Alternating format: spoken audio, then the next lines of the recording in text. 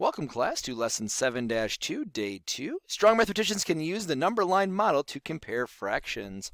I'd like you to take out your notebook and write down today's date, the lesson number, and then let's get started.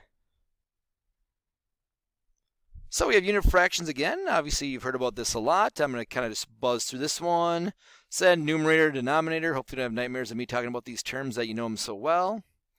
And comparing fractions, remember when the numerators are the same, what you do. When the denominators are the same, what do you do? But we're starting to realize that they're not always the same, so we have to come up with some other strategies that we're working on. So right now we're going to talk about how do we mark and label the letter of each fraction or mixed number on the number line. Well, I'm going to look at my numbers first. And my numbers tell me, if I look at this, they all have mixed numbers, and all the mixed numbers have a denominator that is sevens, which means that's the biggest number that's out there. So if I think about this, 1, 2, 3, 4, 5, 6, 7. So it's sevens. So all you got to really do is figure out the number. So here's my A, whole number of 4. So I'm going to find the 4. I'm going to count 5 over. 1, 2, 3, 4, 5. I'm going to put a dot there.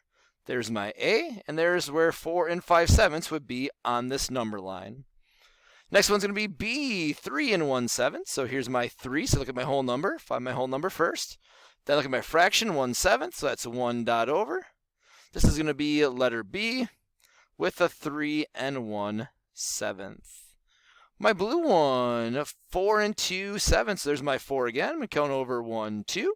Put a dot right there. That's going to be my C, and 4 and 2/7. And last but not least, my D. I'm going to look at my whole number, 3, so I'm going to find my 3 on my line. Look at my fraction, 4/7. Going to count over 1, 2, 3, 4. And right there, this would be letter D with 3 and 4/7. So hopefully you can pause the video, write a number line, put these dots on the number line, see how we got them. If you want to label the other areas on the number line, that would be great too, to help you realize that where do all the numbers fit on the number line. So what we're going to do right here is we're going to mark and label the letters of each fraction or mixed number on the number line. I have 4 number lines. Why do I have 4 number lines? Well, let's take a look at some of our numbers that we did like we did last time. Notice this one is a 2. Right here we have an 8, we have a 4, and we have an 8. So we have 3 different denominators that we have to do. So what we're going to do is we're going to show them on 3 separate lines and how they would all look if they were on one line. So we're going to say the top line for how they look when they're all done. So let's start right here with our biggest numbers, my strategy. When you do these, start with your biggest denominator first, because the odds are there's probably 8 pieces between 7 and 8. And if we count here, we've got 1, 2, 3, 4, 5, 6, 7, 8. Perfect. That's going to allow us to do our ones that have a denominator that ends with an 8. So we have 7 and 3/8, so I find my whole number first. I count over 1, 2, 3. And right here would be 7 and 3/8, which would be letter B. The other one that ends in an 8 is D. So we're going to circle letter D. I'm going to find the whole number of 8. I got 1/8, so all I need to do is draw one little hump. There it is right there. There's my D. And we've got 8 and 1/8. So now we take care of my ace. Now we're going to go to my next biggest one, fourths. That means there are 4 equal pieces between whole numbers, because it's 1/4. That means 4 equal pieces. So if I think about 4 equal pieces and I have 8 normally, well, if I want 4 pieces, I take 8 and I divide it by 2, and I would get 4. So that means each one would be worth 2. So there's 2, 2, 2, and now I have fourths because I have 4 equal pieces between whole numbers, which means I'm looking for 8 and 1/4, so to keep going this way. And now 8 and 1/4 would be 8, and here's one of the 4 pieces. So this would be letter C, 8 and 1/4. And the last one, it looks like, is 8 and 1/2. That means I want 2 equal pieces between them. So if I have 8 and I want to chop it in half, it would be 4. So that means each piece is 4 long. So 1, 2, 3, 4, 1, 2, 3, 4. I've just made 2 pieces that are the exact same size.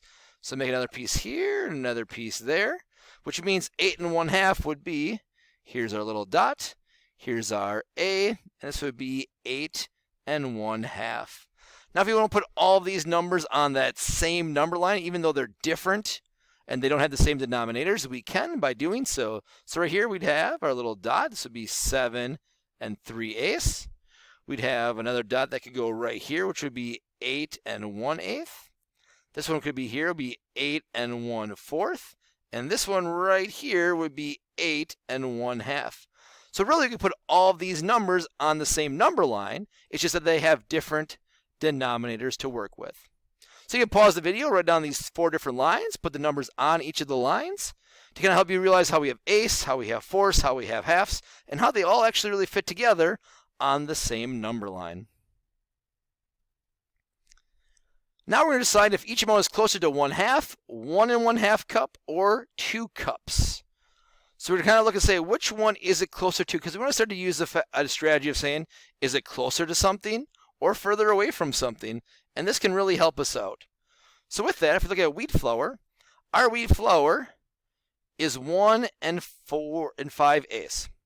So is that closer to 1/2, 1 1/2 cups, or 2 cups? Well, if I'm going to draw out a kind of a pseudo number line to help me out here, this would be 1 in the middle, this would be 0, this would be 2. So we have 1 here, we have 2 here. 1 1/2 would be right about here, I'm guessing. And 1/2 would be right about here because this is 0. This would be a half. So if we think about 1 5/8, let's take a look at the fraction right now. What would be half if we were using eighths?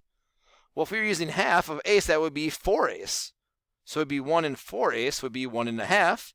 Or if it's closer to 2, it would be 1 8/8 would be closer to 2. So where is 1 5/8 closer to? Well, if we look at it like that way, it looks like it's closer to 1 1/2. Our next one is wheat flour. Wheat flour is right here, so we're going to look to say it's 4/6. So is it closer to 1/2, 1 1/2, or 2 cups? Well, first off, we know it's really not even a full cup, which means it's really going to be probably not closer to 1 1/2 because it's not even a full cup yet. But if I look at this number and I think of 4/6, what makes one whole? Well, that would be 6/6. What makes a half of 6? Half of 6 would be 3/6. Well, 4/6 is closer to 3/6, which means 3/6 is also the same as 1/2, so it would be 1/2.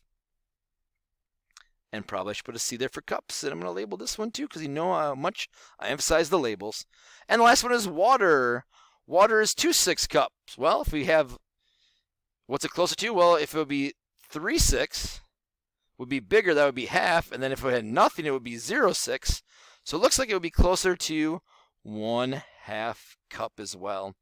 So notice when you get a fraction, you're trying to compare where it is and where does it fit, what amount it's closer to. Take a look at the denominator.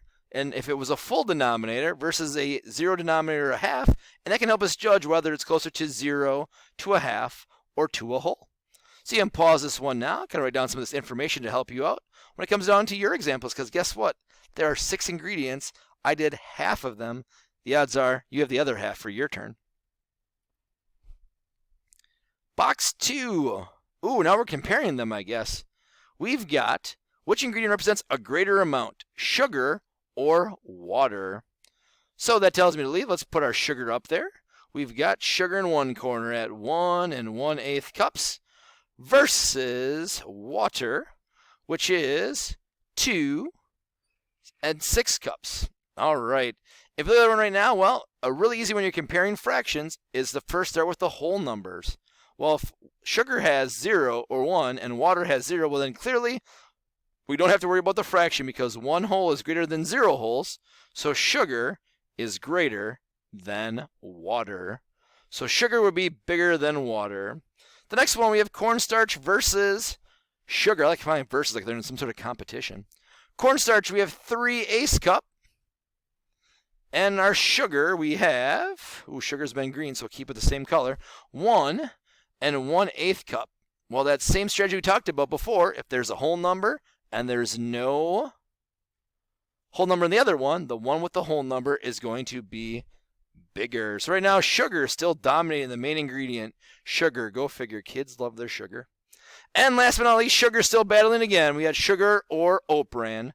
So sugar, once again, is 1 1/8 cup versus oat bran, which is 1, a new contender right here, new color then, 1 and 4/5 cup. Alrighty, now how are we going to look at this one right now? Because we've got numbers that don't have the same numerator, don't have the same denominator, and they both have a whole of 1. So which one is going to be bigger? Well, let's look at our fractions right now. Is 1/8 closer to 0/8 or 8/8? Well, it's only 1 away from 0/8, so it's really close to 1. And now we look at our operand, 4/5. Well, 4/5 is really close to 5/5, which would be another whole. So that one's almost closer to 2. So between those, which one is bigger? You guessed it. Operand is bigger than sugar. Sorry, sugar, you can't win all the time. Sometimes you need a little healthy food in the diet. So you can pause those down, write down those comparisons. Obviously, right now the chart's really helpful too, so you can kind of see what you need to look at in order to compare them. And now we're to your turn right now. So you're going to now draw a big line across your paper. Right, box 3, now my turn. And now you're going to do the following. Draw this number line out, and you're going to answer the different dots on the number line. So where is 5 and 6/7? Where is 4 and 2/7? Where is C, 4 and 3/7? And where is D, 5 and 5/7? So you can pause the video right now, draw the number line, put your dots, and put the numbers on the number line. And as we said before, one of our big problems, here we have another one. We got the 4 different number lines. Show me where the eighths go, show me where the fourths go, show me where the halves is, and then put them all those numbers onto one line and label it just like we did. And here's some ingredients. You're going to compare now the closer to a half, 1 1/2 for 2 cups. You got sugar, cornstarch, and operand. If you're listening, I probably might give you some of those answers before. Wink, wink, nudge, nudge. And you're going to compare the following ingredients. Which represents more? Is it sugar or wheat flour or white flour, or operand or white flour? So you can pause the video, use the chart to help you out. As always, if you have any questions, comments, or concerns, feel free to write them down or share them out. Also, any strategies that you use to help you, please include those as well. And once again, thanks for another great lesson.